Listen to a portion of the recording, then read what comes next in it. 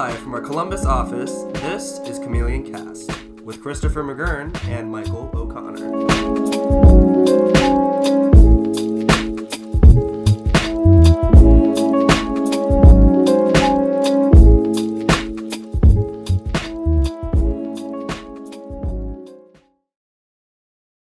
Hello everyone and welcome to episode 6 of Chameleon Cast. My name is Christopher McGurn. I'm Michael O'Connor. And thanks for joining us today. Today, episode 6, how to pick. What we're going to go into, there's going to be kind of a three-pronged approach to this. So it's really going to be targeting a wide audience today. So the first thing is going to be who you work for and how to pick that, whether you're looking to apply for someone to a company. And then also, if you're looking to start your own business, who to work with. So for example, like Michael and myself starting a company together, so who to work with in that sense. And then lastly, who do you want and how to pick who works for you, right? So it's how to pick with those three categories. Yeah. So let's get right into it. I'm excited. This is a good one. Yeah, I'm really excited too. I think this is going to be really helpful. So again, as I mentioned before, definitely take notes and I think there's going to be some good stuff for you guys. So let's go into the first one. So how to pick who you work for. So Mike, I think oftentimes people compromise who they work for because they're worried about not finding a job, not getting a job right out of college. And personally, I think that's society's fault. I think that society saying, well, you need a job right out of college. You need to go to college in the first place. Now, by all means, I think going to college is great. I'm not bashing that. But I think there's definitely a lot of pressure in the sense of, well, if you don't go to college, if you don't have a degree, then you can't have a job that you enjoy. You can't work where you want to. And you definitely can't start your own thing. I think those are all lies that are very common in today's society. And so, the first thing I want to talk about with you is if, just for all of our listeners and viewers out there, what would you recommend when it comes to, like, how to pick who to work for, from a company to, a superior, like your boss, like your executives? How do you pick? Yeah. Excuse me. I think this is one that definitely just about everyone can relate to and affects just about everyone as well. Whether, like you were saying, whether it's, people graduating from college, before college, or honestly 10, 20, 30, 40 years into your career, I think it's so important to be able to pick who you're working for. Like, that can be the best years of your life that you're giving to that organization or those people, whatever it is. I think it's really crucial to be able to make sure that that's what's best for you. Yeah. And so many times people ask me, like, well, how do you know? What do you look for? What are the things that I should be looking for when I'm, applying for a job and checking out different companies? Like, what should I look for? What should I avoid? My first thing that I like to tell them is, well, look at how they value their employees. And we have, just shameless plug here, we have talked about this in our previous episode 5. Culture. So I definitely, Culture That Thrives, episode 5. Definitely check that out if you haven't yet. And if you have seen it or listened to it before, definitely listen to it again for some of this stuff we'll be referencing. That was a lot more in depth, and this is going to be more surface level and covering a wider topic. But, as we talked about in that episode, look for companies who value their employees, right? A way to do that, and I think one of the best ways, one of the most just efficient ways to go about that, ask the employees themselves. Have an upfront conversation. Just be like, hey, how do you like working here? Is it worth it? Do you think I should? Or do you recommend going somewhere else?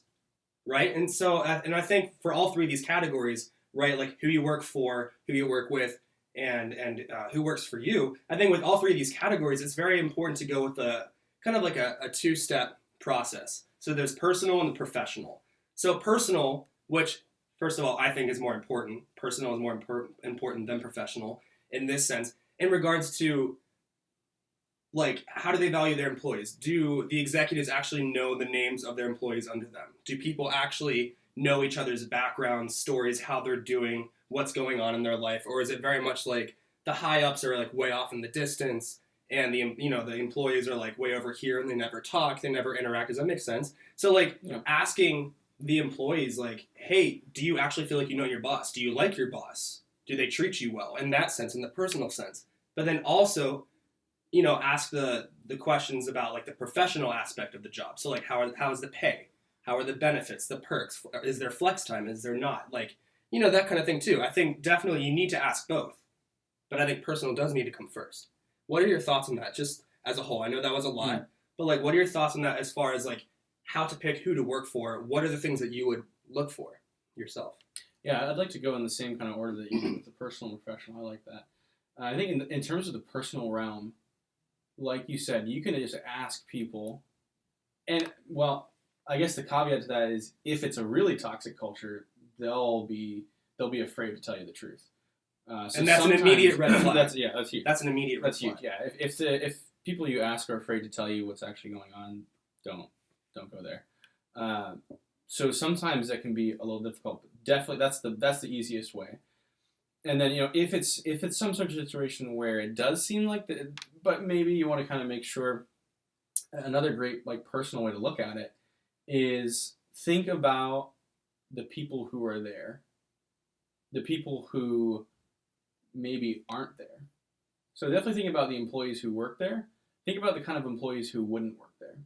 Sometimes it's, especially when you're like looking at a job, you glean so much information from what kind of people aren't around. Like, are there certain kinds of people that are shunned or don't get the job? Or is it a kind of a work environment where shy or on the other side outgoing people aren't allowed into the culture and aren't allowed into the work environment? That can tell you a lot about what for kind better of or for worse. Exactly. Yeah. Exactly. So I mean, if you're a very outgoing person, you're looking for a kind of job that's going to be having you interacting on a regular basis. You think you're going to be actualized in that way.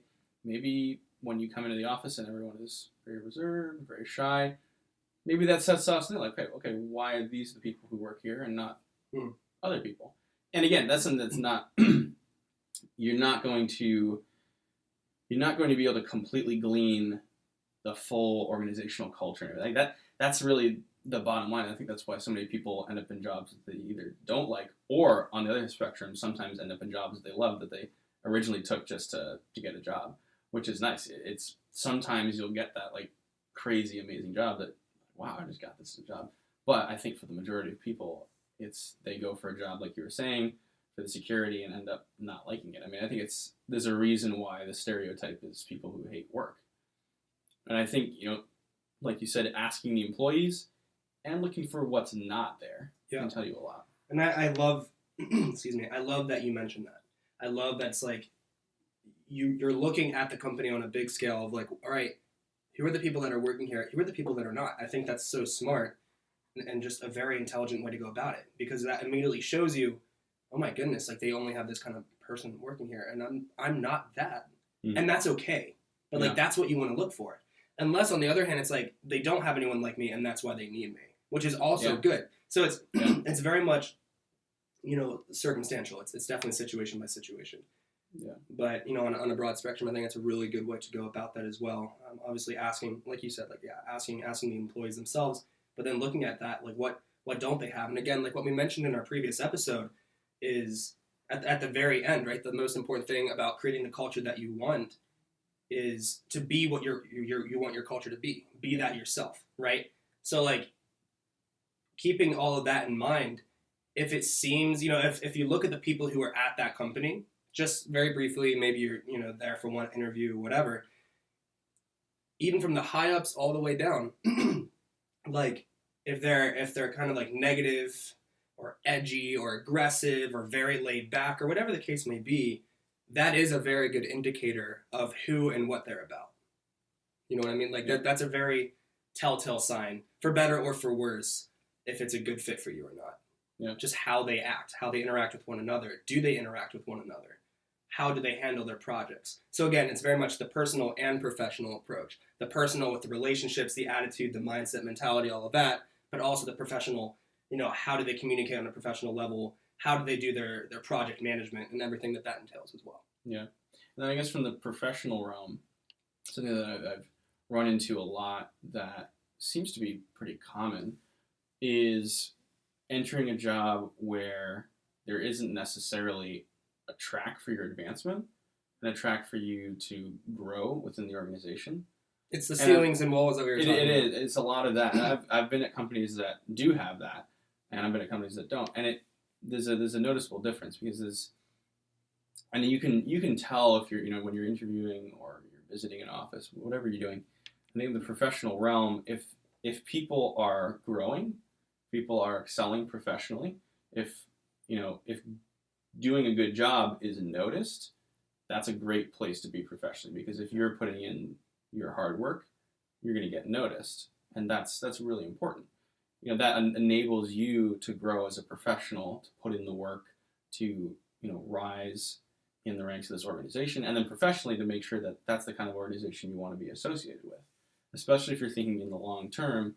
Professionally, is that organization one that you take pride in, that you want to be professionally associated with, you want your name to be associated with, and has that kind of growth, it has that internal mechanism for the growth of its employees, for your growth, that's going to help you get to your professional goals. I think it's absolutely vital. No, that's very good. That's very good insight. And I think another thing to look for is, does the company share your mission, your vision, and do you align with what they're trying to do, or does it contradict your morals? Does it contradict your beliefs? You have to look at it from that perspective too. Yeah. You have to be like, oh, like I don't actually.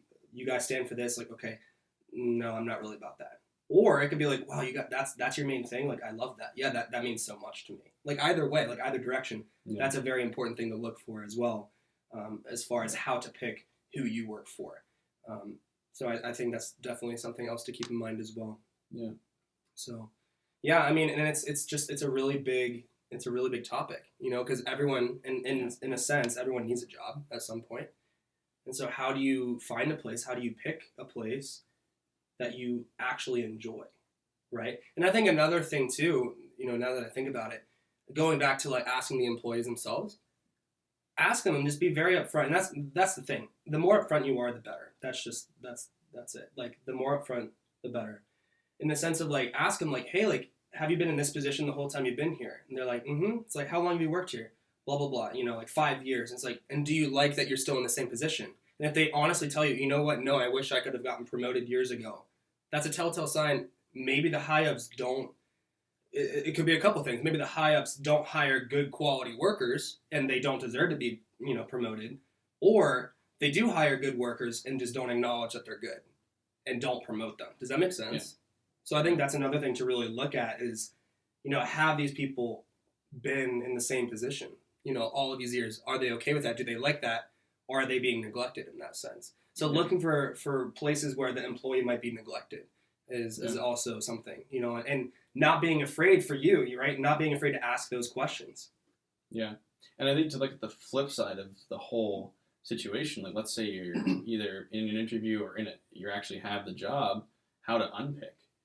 I think people shouldn't necessarily be afraid to, if things are really not working out in an interview, don't feel like you have to be there the whole time. Say, look, I don't compromise. I don't think this is working out. Say that. And if you're in a job that's not working out, for the good of you and for the good of the company, for the good of your managers, for the good of all the people you work with, if it's time to move to a different job, it's time to move to a different job. And don't be afraid to unpick as well. And I think, and I think that directly applies with all three of the categories we're talking about today. How to pick who you work for, who you work with, and who works for you. Yeah. You have to be able to unpick in all three of those situations. Yeah. All three of those, right? So that's a very good point. I'm really glad you mentioned that and brought that up.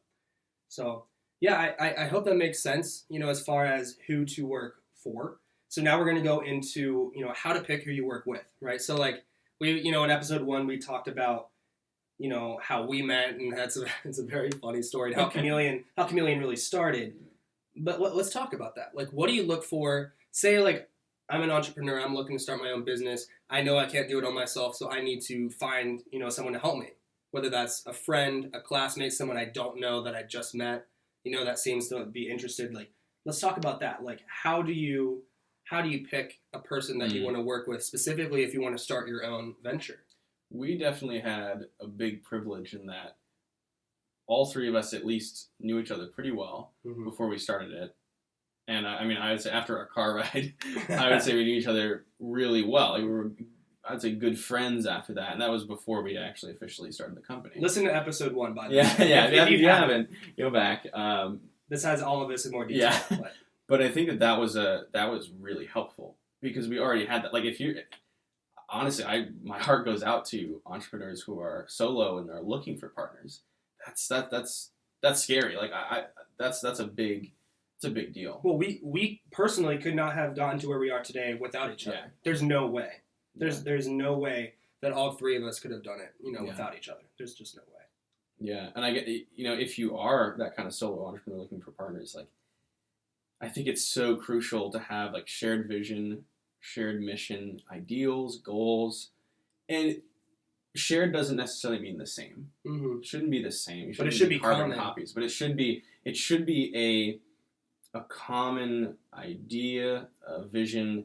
Like, there should be a completely team-oriented goal. It should be acknowledged that you are a team with your co-founders through and through, and to set those expectations at the very beginning, I think is absolutely vital. Yeah, I could not agree more, and I think something that's so important, and again, like we've mentioned, there's the personal and professional. So let's start with personal again. I personally, that's funny, but personally, I do believe that personal is first and foremost before professional. I think you definitely need both. They need to be able to complement one another, but it has to start with personal. Again, that's just me. But, going with that, starting with the personal, as far as who to pick when it comes to who you want to work with, especially when it comes to starting as an entrepreneur, starting your own thing, the first thing is like, what's their background, right? Where did you guys meet? Were you in a class together in grad school or even undergrad? Like, were you in a class together? Were you in a frat together? Do you not know each other at all? I mean, just from high school, yeah. What's the background? So that's the first thing. What's the background? Once you establish that, like you said, like, do they share the same values, the mission, vision? Again, sharing, like, it doesn't have to be like the same exact, but it definitely needs to be common. It needs to be a mutual understanding, of where you guys want to go, where you guys want to take it. Like, I know the three of us, we have like our own plans and ideas and personal desires and aspirations, but the common goal is still very much the same. It's very similar, right? And that's very important. Yeah. So I think that's an important distinction. Like, anything you want to add to that as far as like the personal level before we get into the professional when it comes to like who you work with? Like, what are those things that to really look for and how to pick? Yeah, I think on the personal level, it is also something to think about in terms of you're going to be spending a lot of time with those co-founders. A lot of time. Oh, yeah. A lot of time. You're going to be talking to them all the time. Communication, speaking, everything. Are you okay with that? Are you okay with getting along with them on a very regular basis? I mean, I think a large number of startups that do well on the money side can end up failing because of the communications between the co-founders and just personal differences. And that's so vital to say at the beginning, like, look, we're going to create a wall. We're going to say this is personal, this is business. We're going to enjoy each other as friends, as co-founders. We're also going to do what's best in business and make sure that everyone is okay with that. That needs to be another topic. I think that'd be really good, like, for future episodes. Is like, what's the line? Like, personal. Hello, walls. Hello. Boundaries. Oh, yeah. Boundaries. Like, Business personal boundaries. and professional. Like, where is that the line? So okay, that's going to be another episode. You know what? You heard it here first. Yeah, business boundaries is going to be business an episode, so stay Yep. tuned for that. But no, I think that's really big. I think that's so true, and I know it's been helpful for us. And I think it's definitely something that a lot of people struggle with across the board when it comes to starting their own company, especially when they don't know the person. I think it's a very extreme situation. Either they don't know the person at all and they have difficulties, or they know the person super, super well and they have a really strong friendship, and then business gets in the way and it's very hard for their friendship. Yeah. Right. Which was more where we were at. Not saying it was like super hard for us in that sense, but we were more towards that end of the spectrum than the other, because we didn't all know each other pretty well. Yeah. We're in each other's, wedding for John Michael and whatnot. So again, listen to episode 1. But like we knew each other. So I think that was really, really good advice for sure. And I think the big thing is, like, are you able to disagree? Yeah. And how do you do that? Are you willing to do that? Are you willing to trust each other? At the end of the day, you need to trust each other. If you don't, then you're screwed and you're not going to succeed. So you really need to make sure you can trust each other. Yeah, I mean, I'm trying to think if there's anything else that I would add, on the personal level. Because again, like, it's just so important. It's a foundation. And that's another thing I wanted to add. There we go. I forgot it, and then it came back. It's amazing how that happens. But anyway, like, as you mentioned the money, right? Money only goes so far. You could have a lot of money. You could have investments. It could be a great start for the company. But at the end of the day, like, that money will run dry if your foundation isn't there to support it. Yeah. If you guys are always fighting, bickering, can't agree on anything, that kind of thing, like, no matter what money you have, your business will fail. Like, you have to have that foundation first. And then, having the money is nice. Yeah. But like we said in another episode, like, it's not the essential. Not one of the essentials. Yeah. Right? So, again, if you can't tell, we like plugging our other episodes. We definitely have it all set up in a way that, like, you can watch, each individual episode, like, out of order, but it's also nice to watch it and kind of see the progression from 1 until now. Yeah. I can't believe we're on episode 6 already. I know. That's actually crazy. Holy smokes. That's actually crazy. That's really exciting. Yeah. Wow. That was like a slap in the face. Like, just like, not like an actual slap in the face, but like one of those moments where it's like, whoa, reality check. Holy smokes. Like, it's really cool. Yeah. Yeah, and then real quick, like, on what you were saying, having the foundation, no matter how much, having the resources is important, mm-hmm. but being able to execute on having those resources is what a business is, what it does. Having the ability for the founders, you and your co-founders, who you pick, to execute, to come to a decision. If there's 2 of you, 50-50, you got to find a way to execute. If there's a bicker, you got to find ways to execute on decisions just for the sake of the business, at the bottom line. The bottom line. The bottom line. Oh, boy. There it is. It's at least once an episode, if not 2 or 3 times. But oh, my goodness. No, but it's true. And it's from the top down. I mean, like, from, the operation agreements of, like, who owns what, who does what, to where we want the brand identity to go, from, like, what the logo looks like and the colors we use, to who we bring on, which is going to be, the next part that we're transitioning to now. Like, all of those things, there's stuff every single day that you constantly have to talk about, have to figure out together. And that's the thing, you have to do it together.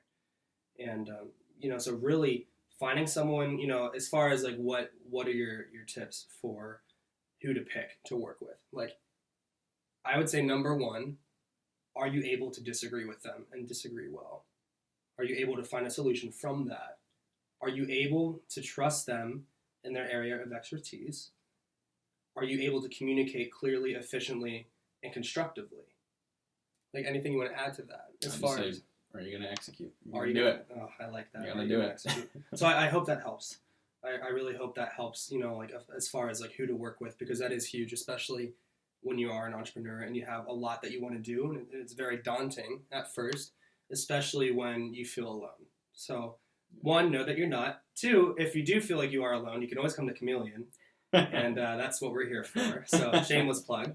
That's what we do, is help people get off the ground through our, that's one of our initiatives. That's one of the many things we do. That's one of our initiatives. Yeah. So if you do feel stuck, if you do feel like, oh, I don't know anyone, like, just come to us. But really, like, at the end of the day, don't be afraid to, like, pursue your dreams just because you feel alone, just because you feel like you can't do it, or you don't know anyone who shares your mission, vision, values, all that kind of stuff. Like, that will come. And if you don't have it now, like, it will come later. So, that's kind of to wrap up that section. And now going into part 3, how to pick who works for you, right? And we have a lot of experience with this now, which is just, it's been such an awesome experience. I love it.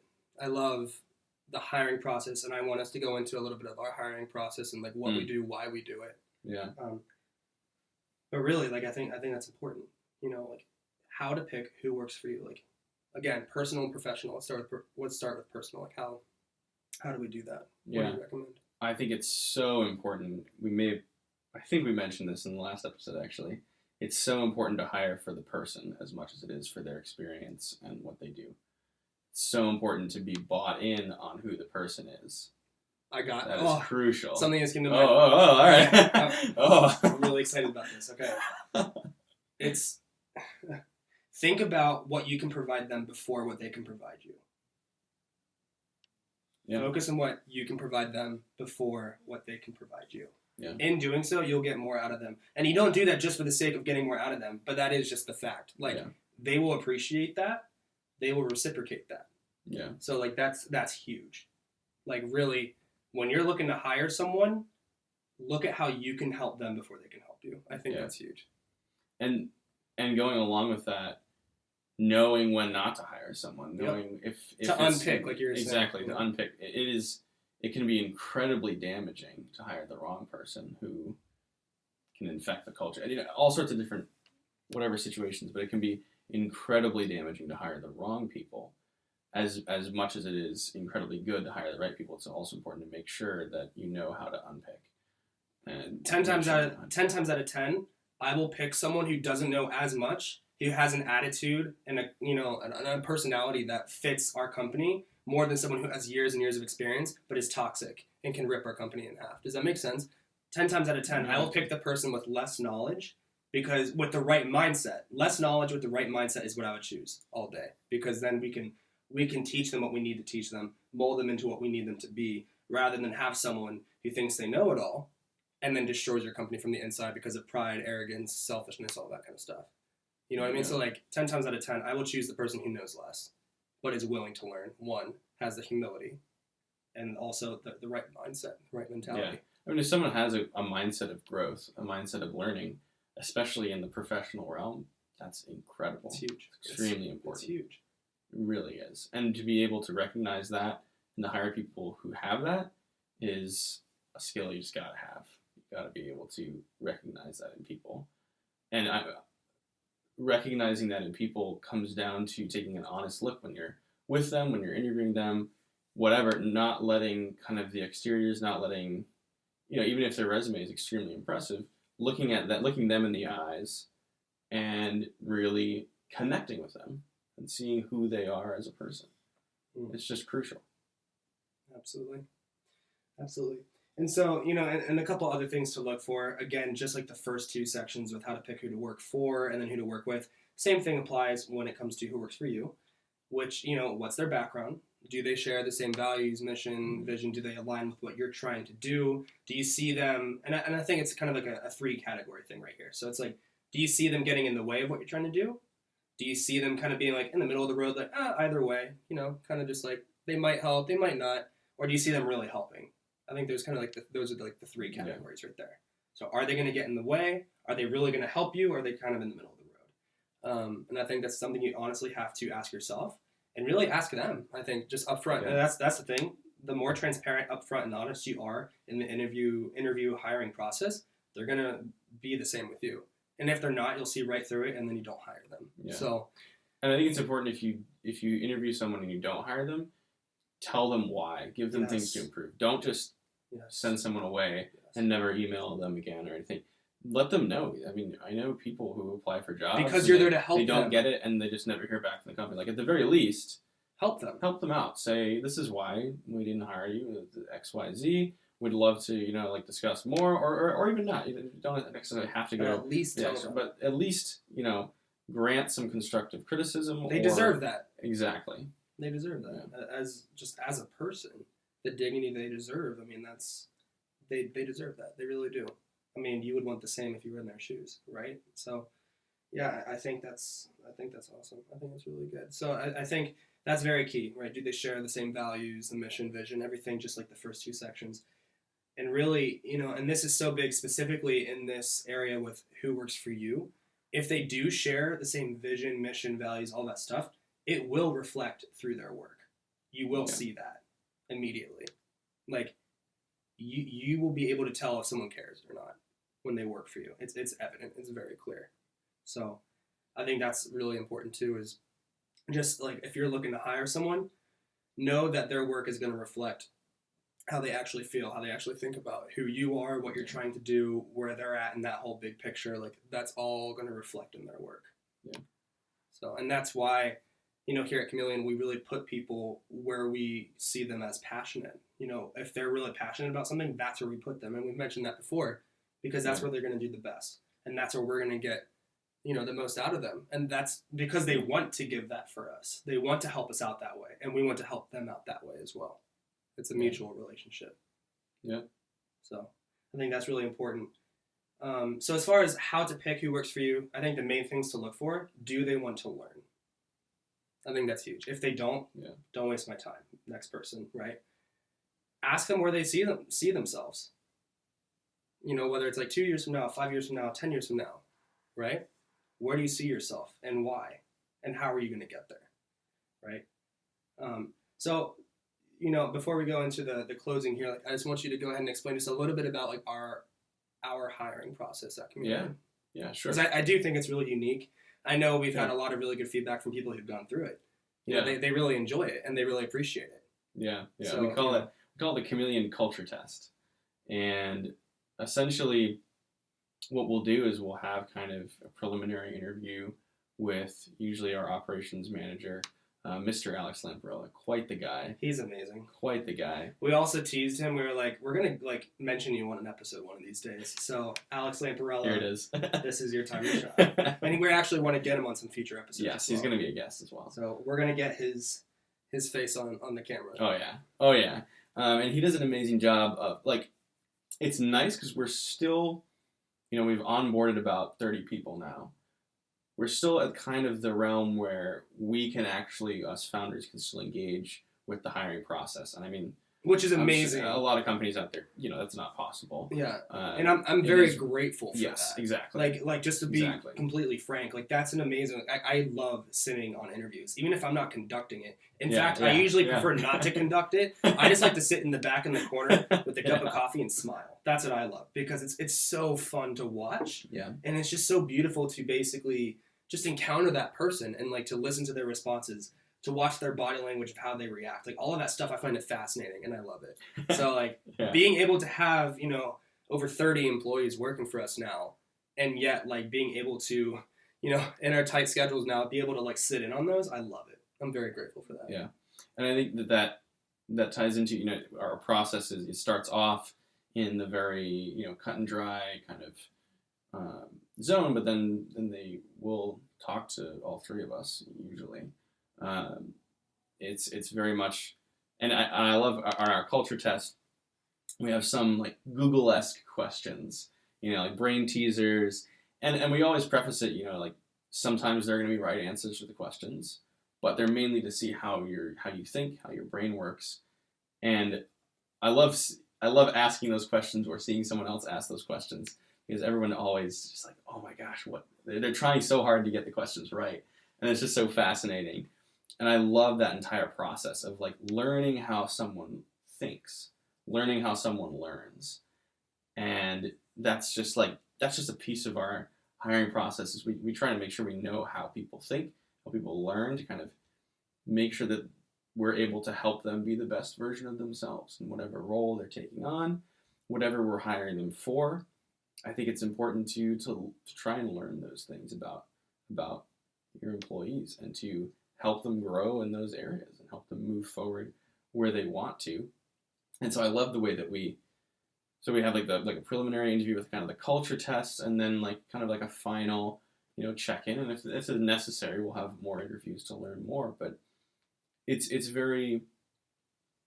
just very intentional the way our process works out. You know, we're trying to learn about the person. We look at the resume, of course. We look at the experience, of course.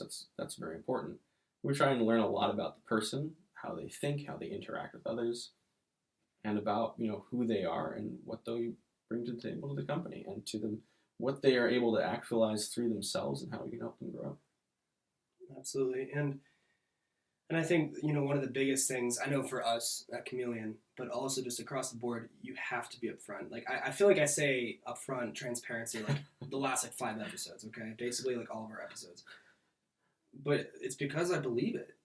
It's so important. I mean, it is one of our main values at Chameleon for a reason, is being transparent, being very honest, being very upfront with everything. And, you know, our hiring process, like, it is very upfront. Like, we tell you how it is, what it would look like, what that would entail. Like, everything's on the table. Like, there's nothing hidden with us. Like, it's seriously, it's all out there. And, you know, so that's one thing. Another thing that I love, like, what we do is when it comes down to it, if, you know, someone is going to be hired on the marketing team, that's his call. That's Mike's call. that's not my call. Like, if I have a concern, I'll voice it. But at the end of the day, that is Michael O'Connor's call. If it's someone with design or production, that's my call, right? If it's someone with development, operations, or communications, that's John Michael's call. So, like, there's a level of respect there in our areas of expertise where it's like, okay, you know what? Back to the whole thing of who you work with. Like, you have to trust and you have to respect and you have to know when to let go. So it's like, if I'm a little hesitant about someone or whatever in one of Mike's departments, I'll let him know and we'll have a good, honest conversation about it. But at the end of the day, I need to take a step back and just be like, Michael, I trust you. This is your call.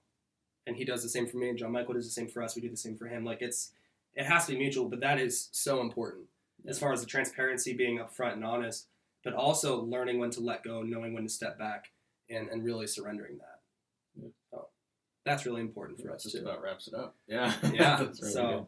yeah. So hopefully this episode was helpful for you. Again, episode 6, how to pick, right?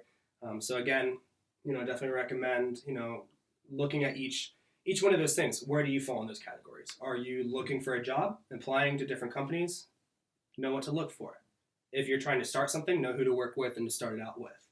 And if you already have something going on, know who and how to pick to work for you, right? So we really hope that was of value to you in this episode. And as always, feel free to check us out, Chameleon Clips, on Facebook, Instagram, all of that stuff. It's the excerpts of everything we're doing here. Yeah, the nuggets. The little nuggets, the sound bites, all that fun stuff. Huge shout out to Hunter. He's our production specialist putting these videos together, so thank you so much. And follow us on social media. Check out our website, BeTheChameleon.com. And as far as the podcast, we're everywhere. We're on SoundCloud. We do have, obviously, on YouTube for all you viewers. They'll continue to be on YouTube, and then we're looking to get on Spotify as well, and I think Apple Podcasts. I always forget all the ones. Basically everywhere. Chameleon Cast is everywhere. So again, hope episode 6 went well for you. Episode 7 comes out next Friday, high noon. I know Michael loves to say high noon, so sorry I took your line there.